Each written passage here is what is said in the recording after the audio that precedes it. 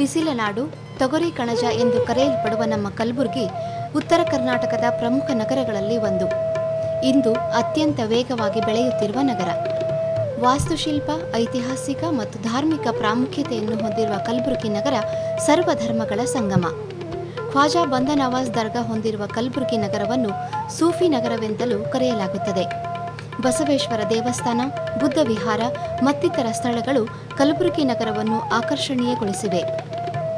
ಇಂತಹ ನಾಡಿನಲ್ಲಿ ಅಂಗವಿಕಲರಿಗಾಗಿ, ಅದರಲ್ಲೂ ಅಂಧ ಬಾಲಕಿಯರಿಗಾಗಿ ಸ್ವತಃ ಅಂಧರಾದರೂ ಮನಮಿಡಿದು ಅವರ ಜೀವನವನ್ನು ಸಾರ್ಥಕ್ಯಗೊಳಿಸುವುದಕ್ಕಾಗಿ ಆ ಬಾಲಕಿಯರು ತಮ್ಮ ಸ್ವಂತ ಕಾಲ ಮೇಲೆ ನಿಂತು ಸ್ವಾವಲಂಬಿಗಳಾಗಿ ಬದುಕಲಿ ಎಂಬ ಆಸೆಯಿಂದ, ದೂರದೃಷ್ಟಿಯಿಂದ ಶ್ರೀಮತಿ ಅಂಬುಬಾಯಿ ಅಂಧ ಬಾಲಕಿಯರ ವಸತಿ ಶಾಲೆಯನ್ನು ಪ್ರಾರಂಭ ಮಾಡಿ ಪ್ರಾಥಮಿಕ ಶಾಲೆಯಿಂದ ಪ್ರೌಢಶಾಲಾ ಮಟ್ಟಕ್ಕೆ ತಂದವರು ದತ್ತು ಅಗರ್ವಾಲ್ ಅವರು. ಅವರು ನಮ್ಮೊಂದಿಗೆ ತಮ್ಮ ಅನಿಸಿಕೆಗಳನ್ನು ಹಂಚಿಕೊಂಡಿದ್ದು ಹೀಗೆ. ನಾನು ಸಹ ದೃಷ್ಟಿದೋಷದ ವ್ಯಕ್ತಿಯಾಗಿದ್ದು, ನನ್ನ ತಾಯಿಯವರು ನನಗಾಗಿ ಬಹಳಷ್ಟು ಶ್ರಮಪಟ್ಟು ಒಳ್ಳೆಯ ವಿದ್ಯಾಭ್ಯಾಸವನ್ನು ಕೊಡಿಸಿದ ಪ್ರಯುಕ್ತ ಇವತ್ತು ನಾನು ಕಲಬುರಗಿ ನಗರದಲ್ಲಿ ಸರ್ಕಾರಿ ಪದವಿ ಪೂರ್ವ ಮಹಾವಿದ್ಯಾಲಯದಲ್ಲಿ ರಾಜ್ಯಶಾಸ್ತ್ರದ ಉಪನ್ಯಾಸಕನಾಗಿ ಕೆಲಸ ಮಾಡುತ್ತಿದ್ದೇನೆ. ಅದೇ ರೀತಿ ನನ್ನಂತೆ ಇರತಕ್ಕಂಥ ಇತರ ಸಹೋದರ ಸಹೋದರಿಯರು ಕೂಡ ವಿದ್ಯೆಯನ್ನು ಪಡೆದುಕೊಂಡು ಅವರು ಸಹ ಮುಂದಿನ ದಿನಗಳಲ್ಲಿ ಒಂದು ಒಳ್ಳೆಯ ಸ್ಥಾನಮಾನಕ್ಕೆ ಬರಬೇಕು ಅಂತಕ್ಕಂಥ ಉದ್ದೇಶವನ್ನು ಇಟ್ಟುಕೊಂಡು ಈ ಶಾಲೆಯನ್ನು ಪ್ರಾರಂಭಿಸಿದ್ದೇನೆ. ಈ ಶಾಲೆಯಲ್ಲಿ 75 ವಿದ್ಯಾರ್ಥಿನಿಯರು ನೋಂದಾಯಿಸಿಕೊಂಡಿದ್ದು ಪ್ರತಿದಿನ ಕನಿಷ್ಠ 50ರಿಂದ 60 ವಿದ್ಯಾರ್ಥಿನಿಯರ ಹಾಜರಾತಿ ಇರುತ್ತದೆ. ಇಲ್ಲಿ ವಿದ್ಯಾರ್ಥಿನಿಯರಿಗೆ ಊಟ, ಬಟ್ಟೆ, ವಸತಿ ಜೊತೆಗೆ ವಿದ್ಯೆ ಮತ್ತು ಸಂಗೀತ, ಕ್ರಾಫ್ಟ್, ಕರಕುಶಲ ತರಬೇತಿ ಮತ್ತು ಕಂಪ್ಯೂಟರ್ ಹಾಗೂ ಯೋಗಾಭ್ಯಾಸ, ದೈಹಿಕ ಶಿಕ್ಷಣ ಇದನ್ನೆಲ್ಲವನ್ನು ಉಚಿತವಾಗಿ ಕೊಡಲಾಗುತ್ತದೆ. ಮತ್ತು ಇಲ್ಲಿ ಮಕ್ಕಳಿಗೆ ವೈದ್ಯಕೀಯ ಸೌಲಭ್ಯವನ್ನು ಕೂಡ ನಾವು ಉಚಿತವಾಗಿ ಒದಗಿಸುತ್ತೇವೆ. ನಮ್ಮ ಶಾಲೆಯ ಮಕ್ಕಳು ಸಾಕಷ್ಟು ಪ್ರತಿಭಾವಂತರಾಗಿದ್ದಾರೆ. ಈ ಶಾಲೆಯಲ್ಲಿ ಇವತ್ತು ಓದ್ತಿರ್ತಕ್ಕಂಥ ಮಕ್ಕಳು ಮುಂದಿನ ದಿನಗಳಲ್ಲಿ ಇಲ್ಲಿಂದ ವ್ಯಾಸಂಗ ಮುಗಿದ ಮೇಲೆ ಅವರಿಗೆ ಇನ್ನಷ್ಟು ಹೆಚ್ಚಿನ ಶಿಕ್ಷಣ ದೊರೆಯೋದಕ್ಕೆ ಎಲ್ಲ ರೀತಿಯ ಅನುಕೂಲವನ್ನು ಮಾಡಿಕೊಡುವುದು ಮತ್ತು ಅವರಿಗೆ ಜೀವನದಲ್ಲಿ ಸ್ವಂತ ಕಾಲ ಮೇಲೆ ನಿಲ್ಲುವುದಕ್ಕೆ ಅರ್ಹತೆಯನ್ನು ತಂದುಕೊಡುವುದು ನಮ್ಮ ಉದ್ದೇಶವಾಗಿದೆ. ಒಬ್ಬ ಗಂಡಸಿನ ಯಶಸ್ಸಿಗೆ ಹೆಣ್ಣು ಬೆನ್ನೆಲುಬಾಗುತ್ತಾಳೆ, ಸ್ಫೂರ್ತಿಯಾಗುತ್ತಾಳೆ ಅನ್ನುವುದಕ್ಕೆ ಸಾಕ್ಷಿ ಶೋಭಾರಾಣಿಯವರು. ಇವರು ದತ್ತು ಅಗರ್ವಾಲ್ ಅವರನ್ನು ಮೆಚ್ಚಿ, ವರಿಸಿ, ಅವರ ಸಮಾಜ ಕಾರ್ಯಗಳಿಗೆ ನೆರಳಿನಂತೆ ಹಿಂಬಾಲಿಸಿ ಅವರ ಯಶಸ್ಸಿನಲ್ಲಿ ಕೈಗೂಡಿಸಿದ್ದಾರೆ. ಅವರು ನಮ್ಮೊಂದಿಗೆ ತಮ್ಮ ಅನಿಸಿಕೆಗಳನ್ನು ಹಂಚಿಕೊಂಡಿದ್ದು ಹೀಗೆ. ನಮ್ಮಲ್ಲಿ ರಾಜ್ಯ ಸರ್ಕಾರ ಏನು ಸಿಲೆಬಸ್ ಮಾಡಿದೆ ಮಕ್ಕಳಿಗೆ, ಆ ಸಿಲೆಬಸ್ಸನ್ನು ನಾವು ಯೂಸ್ ಮಾಡ್ತೇವೆ. ಅಂದರೆ ಸಾಮಾನ್ಯ ಶಾಲೆಯಲ್ಲಿ ಯಾವ ಮಕ್ಕಳು ಓದೋ ಪಾಠಗಳೇ ಇವರು ಓದ್ತಾರೆ, ಅದೇ ಸಿಲೆಬಸ್. ಅದರ ಜೊತೆಗೆ ಇವರಿಗೆ ಕಂಪ್ಯೂಟರ್, ಸಂಗೀತ, ಆಮೇಲೆ ಇದು ಕಸೂತಿ ಇವೆಲ್ಲ ಕಲಿತಾರೆ. ಅವರು ವಾರ್ಷಿಕೋತ್ಸವ ಅಂತ ಮಾಡ್ತೇವೆ. ಅದರಲ್ಲಿ ಬೇಕಾದಷ್ಟು ಐಟಮ್ಗಳವ್ರು ಮಾಡ್ತಾರೆ. ಡ್ಯಾನ್ಸ್ ಆಗಿರ್ಬೋದು, ಭಾಷಣ ಆಗಿರ್ಬೋದು, ಎಲ್ಲ ಆಕ್ಟಿವಿಟೀಸ್ ಎಲ್ಲ ಮಾಡ್ತಾರೆ. ನಾರ್ಮಲ್ ಮಕ್ಕಳು ಏನು ಮಾಡ್ತಾರೆ ಅದೆಲ್ಲ ಮಾಡ್ತಾರೆ ಅವರು. ಶ್ರೀಮತಿ ಅಂಬುಬಾಯಿ ಅಂಧ ಬಾಲಕಿಯರ ವಸತಿ ಶಾಲೆಯಲ್ಲಿ ಬ್ರೈಲ್ ಟೀಚರ್ ಆಗಿ ಸೇವೆ ಸಲ್ಲಿಸುತ್ತಿರುವ ಮಹೇಶ್ ಅವರು ವಿದ್ಯಾರ್ಥಿನಿಯರ ಬಗ್ಗೆ ತಮ್ಮ ಅನಿಸಿಕೆಗಳನ್ನು ಹಂಚಿಕೊಂಡರು. ನಮಸ್ಕಾರ, ನನ್ನ ಹೆಸರು ಮಹೇಶ್ ಅಂತ ಹೇಳಿ. ನಾನು 8ನೇ ತರಗತಿಗೆ ಬ್ರೈಲರ್ ಯಾವ ರೀತಿಯಾಗಿ ಬಳಸಬೇಕು ಅಂತ ಹೇಳ್ತಿದ್ದೀನಿ. ಕಾಣಿಸೋರಿಗೆ ಹಾಗೆ ವೇಗವಾಗಿ ಬರೆಯೋಕ್ಕೆ ಬೆರಳಚ್ಚು ಇರುತ್ತೋ ಅದೇ ರೀತಿಯಾಗಿ ಅಂಧರಿಗೂ ಬ್ರೈಲ್ ಟೈಪ್ರೈಟರ್ ಇದೆ. ಇದರಲ್ಲಿ ನಾವು ಸ್ಲೇಟ್ಗಿಂತಲೂ ವೇಗವಾಗಿ ಬರಿಬೋದು. ಇದು ಒತ್ತಿದ್ರೆ 1.1 ಬೀಳುತ್ತೆ, ಇದು ಒತ್ತಿದ್ರೆ 2, ಇದು 3, ಇದು 4, ಇದು 5, ಇದು 6. ಇದು ಸ್ಪೇಸ್ಗೋಸ್ಕರ ಇರುವಂಥದ್ದು. ಇದು ಬ್ಯಾಕ್ ಸ್ಪೇಸ್. ಇದು ಸಾಲನ್ನು ಮುಂದೆ ಮಾಡೋಕ್ಕೆ ಇರುವಂಥ ಬಟನು. ಇದನ್ನು ವಿದ್ಯಾರ್ಥಿನಿ ಬರೆದು ತೋರಿಸ್ತಾಳೆ ಇವಾಗ. 3, 4, 5 2 ಹಾಕಿ 3, 5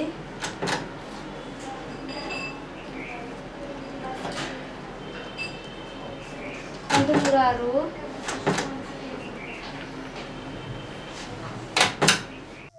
ಅಂಧತೆ ಪ್ರತಿಭೆಗೆ ಅಡ್ಡಿಯಾಗುವುದಿಲ್ಲ ಅನ್ನೋದಕ್ಕೆ ಸಾಕ್ಷಿ ಈ ವಿದ್ಯಾರ್ಥಿನಿಯರು. ತಮ್ಮ ನ್ಯೂನ್ಯತೆಯನ್ನು ಮೆಟ್ಟಿ ನಿಂತು ಆಧುನಿಕ ಕಂಪ್ಯೂಟರ್ ಯುಗಕ್ಕೆ ತಾವು ಕೂಡ ಕಡಿಮೆ ಇಲ್ಲ ಅಂತ ತೋರಿಸಿಕೊಟ್ಟಿದ್ದಾರೆ. ಕಂಪ್ಯೂಟರ್ ಯಾವ ರೀತಿಯಾಗಿ ಉಪಯೋಗ ಮಾಡಬೇಕು ಅನ್ನೋದನ್ನು ಕಲಿಸಿಕೊಡ್ತೇವೆ. ತಮಗೆ ಆಶ್ಚರ್ಯ ಆಗ್ಬೋದು, ಇವರು ಹೇಗಪ್ಪ ಕಂಪ್ಯೂಟರ್ನಲ್ಲಿ ಕೆಲಸ ಮಾಡ್ತಾರೆ ಅನ್ನೋದು. ಈ ದೃಷ್ಟಿದೋಷ ಉಳ್ಳವರಿಗಾಗಿಯೇ ವಿಶೇಷವಾಗಿ ಕೆಲವೊಂದು ಸಾಫ್ಟ್ವೇರ್ಗಳನ್ನು ಕಂಡುಹಿಡಿದಿದ್ದಾರೆ.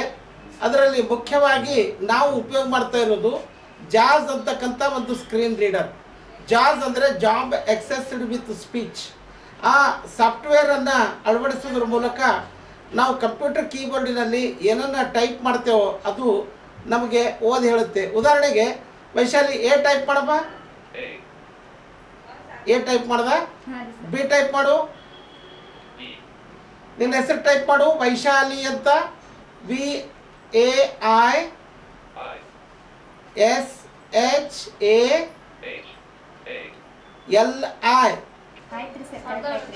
ವೈಶಾಲಿ ಆಯ್ತಾ. ಕಂಪ್ಯೂಟರ್ಗೆ ಸೈ ಅಂದಂತೆ ಕರಕುಶಲಕ್ಕೂ ಮುಂದು ಈ ವಿದ್ಯಾರ್ಥಿನಿಯರು.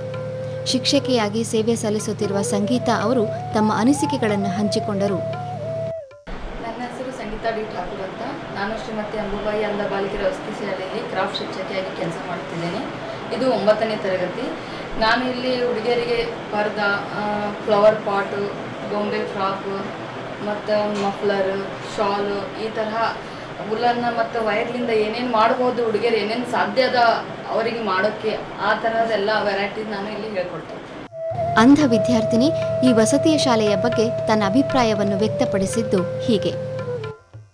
ನನ್ನ ಹೆಸರು ಅನುರಾಧ, ತಂದೆ ವಿಶ್ವನಾಥ್, ತಾಯಿ ಶಶಿಕಲಾ, ಊರು ಹರನೂರು, ತಾಲೂಕಾ ಜೇವರಗಿ, ಜಿಲ್ಲಾ ಕಲಬುರಗಿ. ನಾನು 9ನೇ ತರಗತಿಯಲ್ಲಿ ಓದುತ್ತಿದ್ದೇನೆ. ನನಗೆ ಹುಟ್ಟಿನಿಂದ ಕಣ್ಣು ಕಾಣಿಸುತ್ತಿರಲಿಲ್ಲ. ನನ್ನ ತಂದೆ ತಾಯಿಯವರು ಆಸ್ಪತ್ರೆಗೆ ತೋರಿಸಿದರೂ ಪ್ರಯೋಜನೆಯಾಗಲಿಲ್ಲ. ಆಗ ನನ್ನ ತಾಯಿ ಹೆದರದೆ ಸಾಮಾನ್ಯ ಮಕ್ಕಳು ಕಲಿಯುವ ಶಾಲೆಗೆ ಸೇರಿಸಿದರು. ಆ ಶಾಲೆಯ ಶಿಕ್ಷಕರು ಹೇಳಿದ ಪಾಠಗಳನ್ನು ನಾನು ಕಿವಿಯ ಮುಖಾಂತರ ಕೇಳಿಸಿಕೊಳ್ಳುತ್ತಿದ್ದೆ ಹೊರತು ಅಲ್ಲಿ ನನಗೆ ಓದಲು ಬರೆಯಲು ಸಾಧ್ಯವಿರಲಿಲ್ಲ. ಆ ಶಾಲೆಯ ಶಿಕ್ಷಕರು ನನ್ನನ್ನು ಬಳ್ಳಾರಿಯಲ್ಲಿರುವ ಅಂಧರ ಶಾಲೆಗೆ ಸೇರಿಸುವಂತೆ ಸಲಹೆ ನೀಡಿದರು. ಅದು ದೂರವಿರುವುದರಿಂದ ನನ್ನ ತಾಯಿ ಅದಕ್ಕೆ ಒಪ್ಪಲಿಲ್ಲ. ಅಷ್ಟರಲ್ಲಿಯೇ ಈ ಶಾಲೆಯ ಶಿಕ್ಷಕರಾದ ಶ್ರೀ ಮಹೇಶ ಸರ್ ಅವರು ನಮ್ಮ ಊರಿಗೆ ಬಂದು ಕಲಬುರಗಿಯಲ್ಲಿ ವಿಶೇಷವಾಗಿ ಅಂಧ ಹೆಣ್ಣು ಮಕ್ಕಳಿಗಾಗಿಯೇ ಶಾಲೆ ಪ್ರಾರಂಭವಾಗಿರುವುದರ ಬಗ್ಗೆ ತಿಳಿಸಿ ನಮ್ಮ ತಾಯಿಯ ಮನವನ್ನೊಲಿಸಿ ನಾನು ಇಲ್ಲಿಗೆ ಬರುವಂತೆ ಮಾಡಿದರು.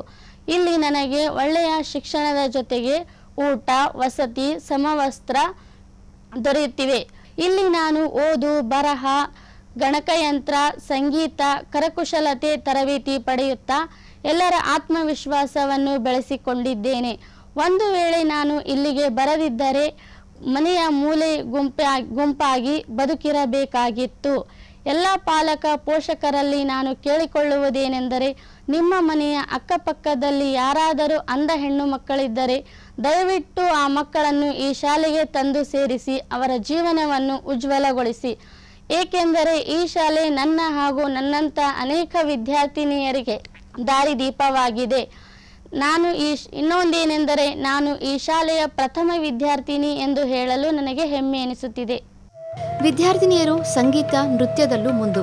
ಬನ್ನಿ ಅವರ ಪ್ರತಿಭೆಯ ಇನ್ನೊಂದು ಮುಖವನ್ನು ನೋಡೋಣ.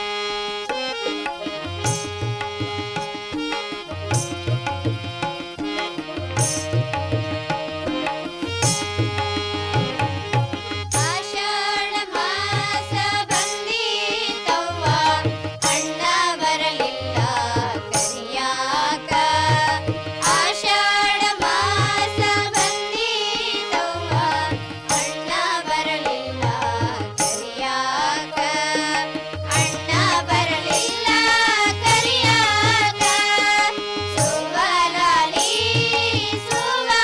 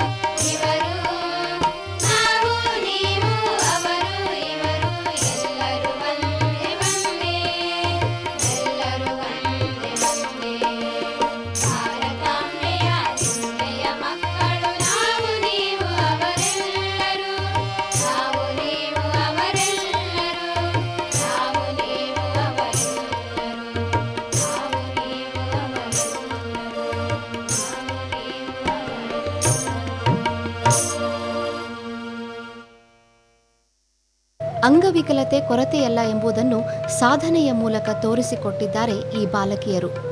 ಮನಸ್ಸಿದ್ದಲ್ಲಿ ಮಾರ್ಗ ಎಂಬಂತೆ ಇವರು ಸಾಧಿಸುವ ಛಲದಿಂದ ಸಾಧನೆಯ ಪಥದತ್ತ ಸಾಗುತ್ತಿದ್ದಾರೆ.